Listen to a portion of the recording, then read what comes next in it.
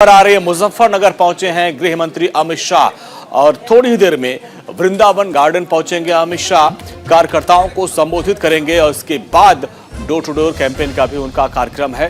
तो बड़ी खबर बता दें, मुजफ्फरनगर पहुंच चुके हैं और थोड़ी ही देर में वृंदावन गार्डन में वो पहुंच जाएंगे। और आप देखिए, स्वागत में तैयारियां की गई हैं यहाँ पर। और अमित शाह पश्चिमी यूपी के मिशन पे लग चुके हैं और सहारनपुर में मुजफ्फरपुर वो पहुंच चुके हैं और लगातार जो पश्चिमी यूपी में बीजेपी के तमाम दिग्गज पहुंच चुके हैं। इसी क्रम में बड़ी खबर आपको हम बता रहे हैं, कार्यकर्ताओं को वो संबोधित करेंगे और देवबंद भी वो जाएंगे। तो बड़ी खबर, मुजफ्फरनगर पहुंचे हैं गृह मंत्री अमित शाह और बस थोड़ी देर बाद ही वो वृंदावन गार्डन पहुंचेंगे, जहां पर कार्यकर्ताओं के साथ उनके संवाद का कार्यक्रम है। इसके बाद डोर टू डोर कैंपेन का भी कार्यक्रम है। देवबंद भी वो जाएंगे और यहाँ पर एक बार फिर से 2017 का जो इतिहास है उसको दोहराने की पूरी कवायद रहेगी बीजेपी की, क्योंकि 2017 का जो विधानसभा चुनाव था वो रिजल्ट वो चौंकाने वाला था। देवबंद में भी बीजेपी ने जीत दर्ज की थी। तो इस लिहाज से ये काफ़ी महत्वपूर्ण हो जाता है कि इस बार वो चमत्कार फिर से हो, वो इतिहास फिर से दोहराया जाए। और इसी क्रम में गृह मंत्री अमित शाह मुजफ्फरनगर पहुँच चुके हैं और थोड़ी देर बाद वो कार्यकर्ताओं से संवाद करेंगे। पश्चिमी यूपी के दौरे पर गृह मंत्री अमित शाह हैं और एक के बाद एक कार्यक्रम वो कर रहे हैं। और इसी क्रम में जाटलैंड में पहुंचे हैं मुजफ्फरनगर में। और ये गढ़ है, यहाँ पर ये जो इलाका है ये मुसलमानों का गढ़ माना जाता है, जाट का गढ़ माना जाता है। जाटलैंड में जो जाट और मुस्लिम फैक्टर है उसमें कैसे सामंजस्य बनाया जाए, कैसे बीजेपी की एंट्री कराई जाए, 2017 का इतिहास कैसे दोहराया जाए, ये बड़ी चुनौती होगी। और इसी क्रम में जाटलैंड में पहुंचे हैं मुजफ्फरनगर और सहारनपुर के दौरे पर अमित शाह रहेंगे। अमित शाह के दौरे से बीजेपी कार्यकर्ताओं में खासा उत्साह है। बस थोड़ी देर बाद वो कार्यकर्ताओं के साथ उनके संवाद का कार्यक्रम भी है।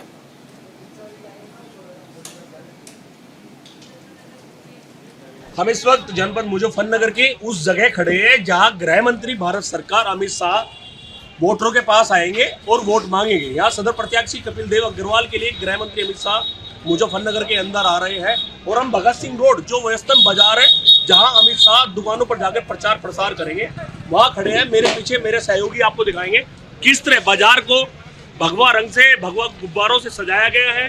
जगह जगह पुलिस फोर्स लगी है, डीजे यहाँ लगाया गया है और चारों तरफ लोगों में इस वक्त बड़ी जबरदस्त उत्साह का माहौल है कि यहाँ अमित शाह को देखने के लिए लोग तत्पर हैं। और मेरे साथ यहाँ पर कुछ व्यापारी मौजूद हैं जो बताएंगे कि किस तरह की व्यवस्थाएं इन लोगों ने गृह मंत्री अमित शाह के लिए कर रखी है, किस तरह की उमंग इन लोगों के लिए मन में है जो गृह मंत्री से मिलेंगे। जी, मैं राहुल गोयल। राहुल जी, किस तरह की व्यवस्था है, किस तरह की उमंग आप लोगों के अंदर है गृह मंत्री? आज ऐसा उत्सव सा हो रहा है कि जैसे मान्यवर आ रहे हैं कि हर आदमी अपनी दुकान खोलने से पहले ही आ चुका और अपने मन से दुकानों को सजा रहा है, दीपावली की तरह सजा रहा है। और सब अपने मन से लग के सब अपना सजा रहे हैं और फिर उनका इंतजार कर रहे हैं कब आए और फूलों की वर्षा करें। जी, आपका नाम? मेरे पास राजीव जी, क्या किस तरह के मन में उल्लास है, किस तरह का आप लोगों ने तैयारी कर रखी गृह मंत्री से मिलने के लिए? जैसे 14 वर्ष का वनवास काट के राम अपने घर पे पहुंचे थे, ऐसे ही आज अयोध्या में जैसा उत्सव बना था, आज ऐसे उत्सव का माहौल यहाँ पे है भगत सिंह रोड पे। और यहाँ तो एक और कल एक उत्सव मना है जो समाजवादी के प्रत्याशी हैं, उनके सगे भाई, बड़े भाई जो प्रत्याशी की अपेक्षा कर रहे थे बनने की समाजवादी से, वो खुद भाजपा ज्वाइन कर गए। तो यहाँ पे तो उमंग ही उमंग हो रही। जी, आपका नाम? मेरा नाम मनोज शर्मा है। जी, ये योगी जी की सरकार है जहाँ आज दंगाइयों की दंगा करने की हैसियत नहीं है। और मेन बात जो है वो 10 तारीख में जो है। चलिए, तो गृह मंत्री पहुंच चुके हैं और ज्यादा जानकारी दे रहे हमारे सहयोगी पवन अग्रवाल हमारे साथ जुड़ रहे हैं। पवन, खबर आ रही है कि अमित शाह वहां पर पहुंच चुके हैं, क्या उनका कार्यक्रम हम देख रहे हैं? आपके पीछे लोग काफी उत्साहित हैं, वेलकम करने को तैयार हैं। जी, मैं आपको बता दूं, इस वक्त गृह मंत्री अमित शाह मुजफ्फरनगर की धरती पर पहुंच चुके हैं और हेलीपैड पे वो अपने कारों के काफिले के साथ वृंदावन गार्डन, जहां वो भारतीय जनता पार्टी के कार्यकर्ताओं को संबोधित करेंगे और सदर प्रत्याशी कपिल देव अग्रवाल के लिए उन्हें वोट मांगेंगे। मैं आपको बता दूं, इस वक्त हम उस जगह मौजूद है जहां गृह मंत्री अमित शाह और जिन्होंने पश्चिमी उत्तर प्रदेश में भारतीय जनता पार्टी की इमारत को एक एक ईंट रखकर गढ़ने का काम किया है। ऐसे हमारे भूपेंद्र चौधरी जी, सदर के विधायक और भावी विधायक कपिल देव अग्रवाल जी, हमारे डॉक्टर वीरपाल निरवाल जी, जिला पंचायत के अध्यक्ष जी, बुढ़ाना के प्रत्याशी भाई उमेश मलिक जी, खटोली के प्रत्याशी श्रीमान विक्रम सैनी जी, पुरका जी के विधायक और प्रत्याशी प्रमोद ऊटवाल जी, चरखावल के प्रत्याशी श्रीमती स्वप्ना कश्यप जी, मीरापुर के प्रत्याशी श्री प्रशांत गुर्जर जी, हमारे पूर्व सांसद यहीं के नेता भाई सोहनवीर सिंह जी, श्रीमती अंजू अग्रवाल, अध्यक्षा नगर पालिका परिषद श्री सतपाल जी, और आज के कार्यक्रम में आए हुए प्यारे भाइयों और बहनों, आप सभी को नमस्कार। भाई वो कोनों में जरा बोलना बंद कर दो आप जरा, या तो आप मंच पर आकर बोलो। मित्रों, आज चलो हो गया। बैठ जाओ भाई, बैठ जाओ। अरे आप भी बैठ जाओ। मित्रों, आज ये सेट कर बैठ जाओ। टीवी वाले सेट कर नीचे बैठ जाइए। आप सारे लोग नीचे बैठ जाइए जरा प्लीज। बहुत समय के बाद मुजफ्फरनगर आया हूं, सबके चेहरे दिखाई पड़ेगा।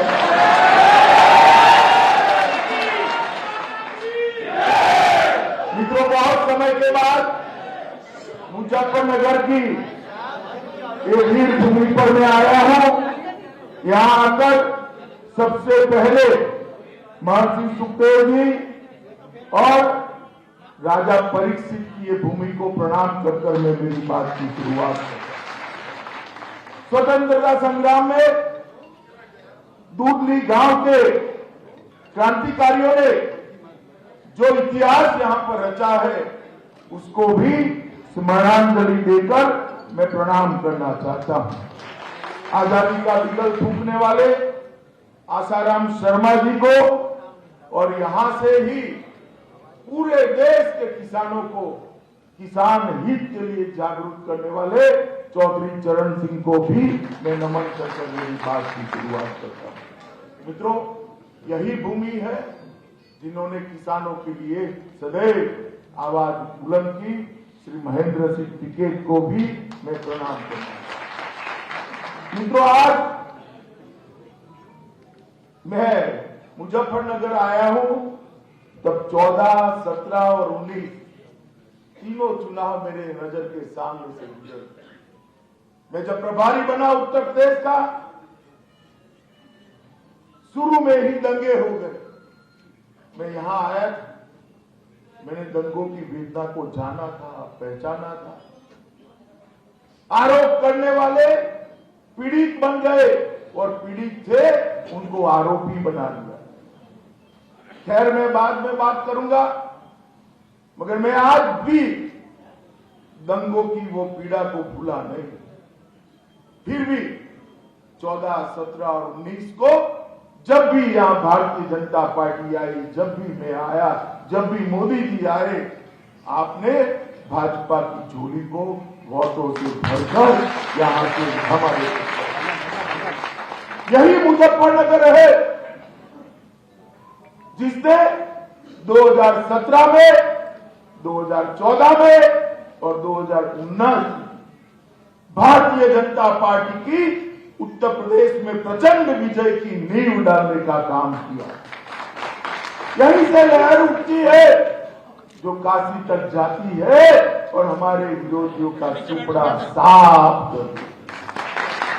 इस बार भी मुझे भरोसा है कि यहां से ही भारतीय जनता पार्टी के विजय की नींव डाली जाए। मित्रों, उत्तर प्रदेश में 12-13 में मैं जब घूमता था, ऐसे ही मंच पर कार्यकर्ता बैठे होते थे और कहते थे, अमित भाई आपकी सिक्योरिटी का क्या हाल है? यहां पर हर व्यक्ति को सिक्योरिटी की चिंता होती है।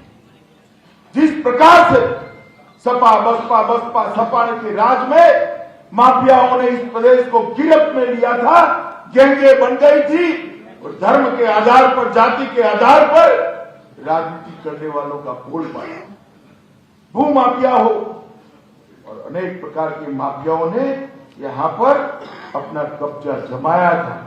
और आज जब मैं आया हूं, कोई सुरक्षा की बात नहीं कर रहा है। उत्तर प्रदेश के अंदर 2017 में भारतीय जनता पार्टी की योगी आदित्यनाथ की सरकार बनने के बाद ये सारे के सारे गुंडे उत्तर प्रदेश की बाउंड्री के बाहर चले गए।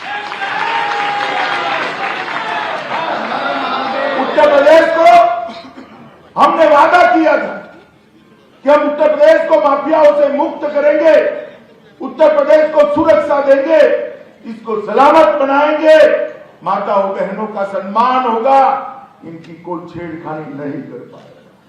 जब हम वादा करते थे तो काफी सारे लोगों को लगता था इतनी विकट कानून और व्यवस्था की परिस्थिति कैसे सुधरेगी।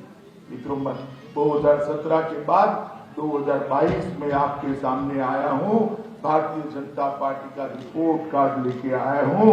न केवल पश्चिमी उत्तर प्रदेश, पूरे उत्तर प्रदेश से माफियाओं को चुन चुन कर साफ करने का काम योगी आदित्यनाथ ने किया।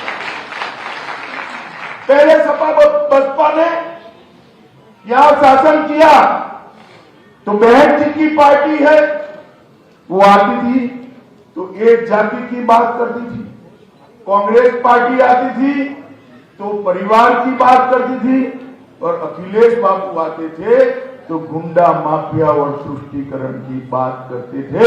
आज भारतीय जनता पार्टी के 5 साल हो गए, ना जाति की बात है, ना परिवार की बात है, ना गुंडे माफिया तुष्टीकरण की बात है तो सुरक्षा और विकास की बात है और कोई बात नहीं। और अखिलेश बाबू को मैं सुनता था, कल भी कहकर गए यहां, उनको लाज भी नहीं आती, झूठ भी इतने जोर से बोलते हैं कि कोई सच मान जाता है। उन्होंने कहा कानून और व्यवस्था की परिस्थिति ठीक नहीं है। अखिलेश बाबू, आज सार्वजनिक कार्यक्रम में मैं आंकड़े देने आया हूं, हिम्मत हो तो आपके समय के आंकड़े लेकर कल प्रेस वार्ता करिए। आपके शासन की अपेक्षा में भारतीय जनता पार्टी की सरकार के 5 साल में, योगी आदित्यनाथ के मुख्यमंत्री के 5 साल के बाद डकैती के अंदर 70% की कमी हो गई मित्रों उत्तर प्रदेश में। और ये रिकॉर्ड है, लूट के अंदर 69% करीब लूट के अंदर भी 70% की कमी, हत्या के अंदर 30% की कमी हुई है, अपहरण के अंदर 35% की कमी हुई है, और बलात्कार के अंदर भी 30% से ज्यादा कमी हुई है। अखिलेश बाबू, मैंने तो अपना हिसाब दे दिया। आप आपके शासन के आंकड़े और भारतीय जनता पार्टी के शासन के आंकड़े आप हाथ में लेकर एक प्रेस वार्ता करिए तो पूरे उत्तर प्रदेश की जनता को मालूम पड़ेगा। मुझे मालूम है वो नहीं करे, क्योंकि उनके पास बताने को करे। मित्रों, ये वोट जो है ना, वोट लोकतंत्र में अपने मत का अधिकार और मत अपना वोट बहुत बड़ी ताकत रखता है। मैं कबीर साहब का एक दोहा मैंने मथुरा में भी कहा था, यहां पर भी कहना चाहता हूं। कबीर साहब ने बहुत खूब कहा है, कबीर लोहा एक है गढ़ने में फेर, ताकि का बख्तर बने ताकि की शमशेर।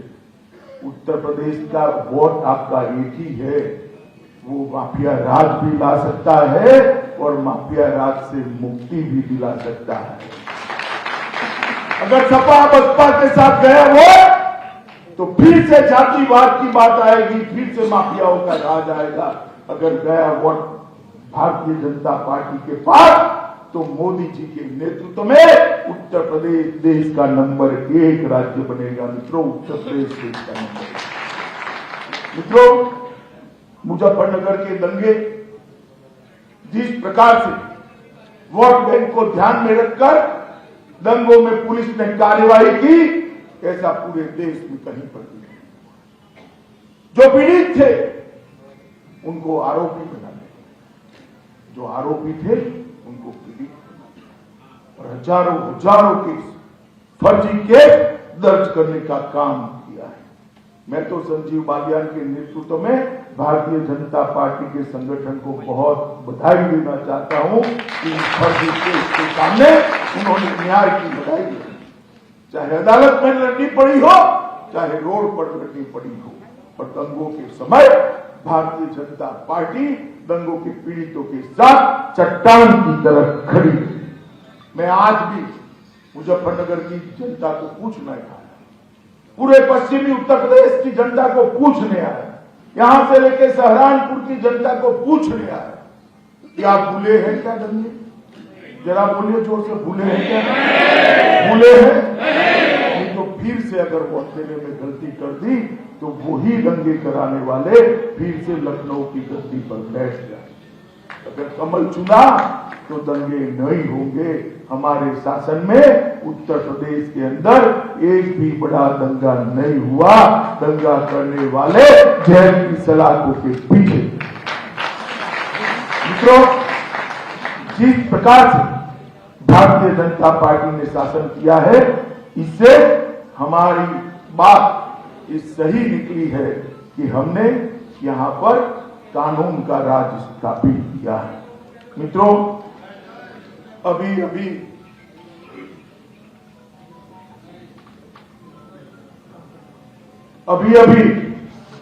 कल अखिलेश जी और जयंत जी की मैंने प्रेस कॉन्फ्रेंस देखी। अखिलेश जी ने बहुत अच्छे से बात की कि हम साथ हैं, हम साथ हैं, हम साथ हैं।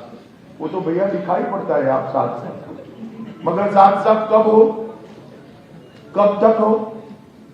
मैं बताऊं आपको, काउंटिंग तक। अगर सरकार बन गई तो जयंत भाई निकल जाएंगे और आजम खान बैठ जाएंगे। बैठेंगे या नहीं बैठेंगे बताओ भाई? बैठेंगे या नहीं बैठेंगे? अभी तो जेल में है, अभी तो जेल में है। फिर आप जयंत जी को उनके साथ नहीं देखोगे। अतीक अहमद आ जाएंगे, आजम खान आ जाएंगे। ये किस प्रकार से आप उत्तर प्रदेश की जनता को अखिलेश बाबू छलना चाहते हैं? क्या ये समझते नहीं है मुजफ्फरनगर वाले? टिकटों के बंटवारे से ही समझ हो गए हैं कि आगे क्या होने वाला है। भाई जोर से बोलो, समझे हो ना? क्या जोर से बोलो, समझे हो या नहीं समझे हो? आपको यहाँ किसी को मुगालते में लेने की जरूरत नहीं है। सब लोग सब कुछ समझते हैं कि काउंटिंग के बाद अगर आपकी सरकार हुई तो क्या है।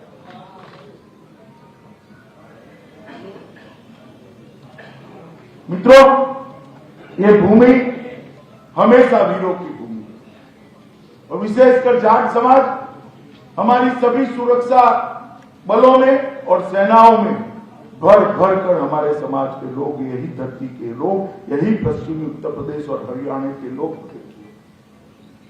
कहीं पर भी सीमा में चले जाओ यहां का लड़का आपको मिल जाएगा। मैं तो कई जगह बीएसएफ के कैंप में भी गया, सीआरपीएफ के कैंप में भी गया, कश्मीर गया तो सेना के कैंप में भी गया, सब जगह भी।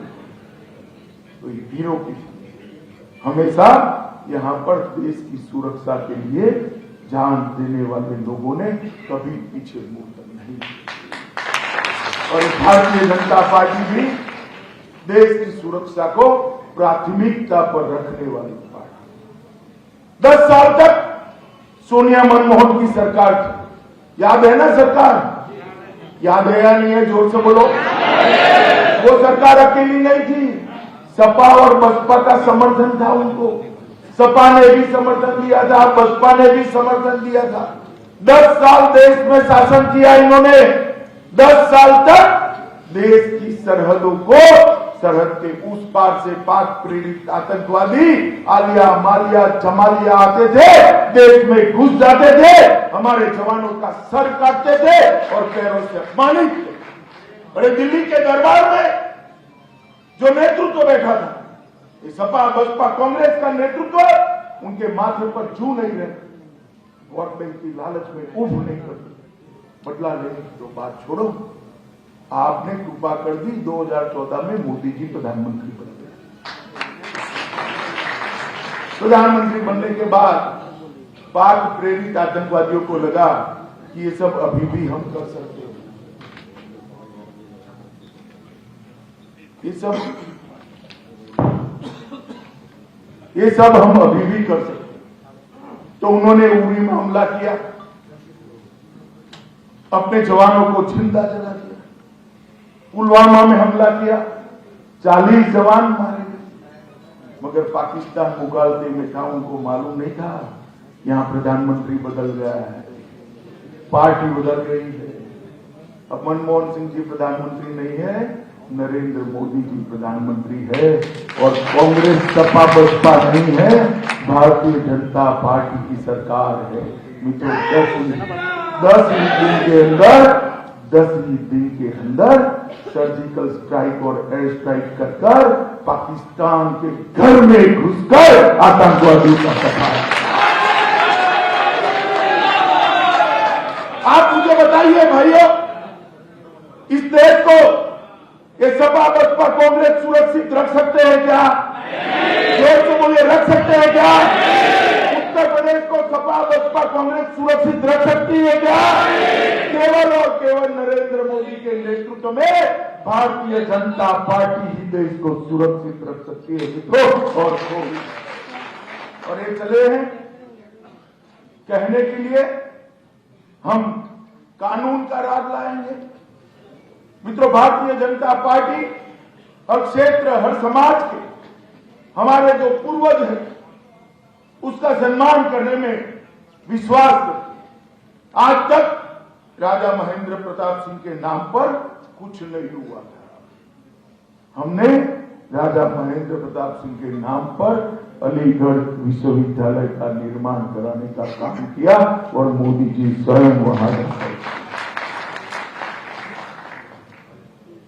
और ये जो कार्यांजलि दी है वो सिर्फ महेंद्र प्रताप सिंह को नहीं दी है। टांडा रमाला रोड का नाम चौधरी चरण सिंह के नाम पर रखा, छपरोली बरनाला रोड का नाम महेंद्र सिंह टिकैत के नाम पर रखा, विजयवाड़ा तक जाने वाली सड़क का नाम दादी चंद्रा तोमर के नाम पर रखा। हरियाणा में सर छोटू राम की प्रतिमा को हमने प्रस्तावित करने का काम किया। कांग्रेस पार्टी अगर मूर्ति लगाएगी किसी की तो ज्यादा से ज्यादा राहुल गांधी, इंदिरा गांधी, जवाहरलाल नेहरू, इससे आगे नहीं जाते। उनको तो सरदार पटेल से भी दिक्कत है। ये तो मोदी जी थे जिन्होंने आसमान को छूने वाला सरदार का स्टैच्यू केवड़िया कॉलोनी में बनाया। मोदी जी ने सरदार पटेल को सम्मान देने का काम किया और मोदी जी है जिन्होंने ब्रिटेन में सुभाष बाबू के पुतले को लगाने का संकल्प इस 23 जनवरी, जिन्होंने देश के लिए समाज के लिए योगदान किया है। ये परिवार वाली पार्टियां इनका सम्मान नहीं कर सकती, अपने परिवार की इर्द गिर्द वो। कल बात करते थे किसान की। अखिलेश भाई, आपका और सपा का 10 साल सरकार रहा, पुरानी छोड़ दीजिए, विशुद्ध सरकार 10 साल रही। किसानों के लिए आपने क्या किया जरा लेकर आइए। हम पूछना चाहते हैं, नरेंद्र मोदी जी ने उत्तर प्रदेश के, सिर्फ उत्तर प्रदेश के अंदर 2,53,58,000 किसानों को 37,800 करोड़ रुपया प्रति साल 6,000 के हिसाब से बैंक अकाउंट में डायरेक्ट भेजने का काम किया है। हमने वादा किया था 2017 में कि किसानों का ऋण हम माफ करेंगे, और 36,000 करोड़ का ऋण योगी जी ने 1 सप्ताह के अंदर माफ करने का काम कर दिया। मित्रों, ये गन्ना का क्षेत्र है, लगभग 1,48,000 करोड़ का गन्ने का भुगतान ये भारतीय जनता पार्टी की सरकार ने, पहले सालों तक हमें मालूम है उत्तर प्रदेश में 42 चीनी मिलें थी, 21 बंद करा दी। किसने कराई? ये बसपा सपा ने कराई, ये बुआ भतीजा ने कराई। इसमें घोटाले हुए, सीबीआई जांच भी इसकी चल रही है।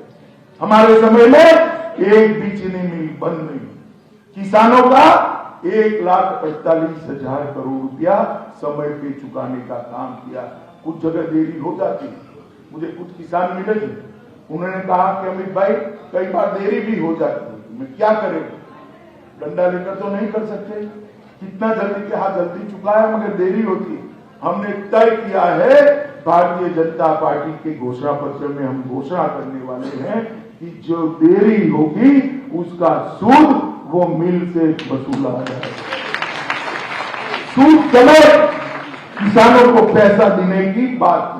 कांग्रेस की सरकार थी, रॉ शुगर आयात करते थे, यहां पर चीनी के दाम गिर जाते थे, चीनी के दाम गिरते थे तो गन्ने की पेमेंट नहीं होती थी।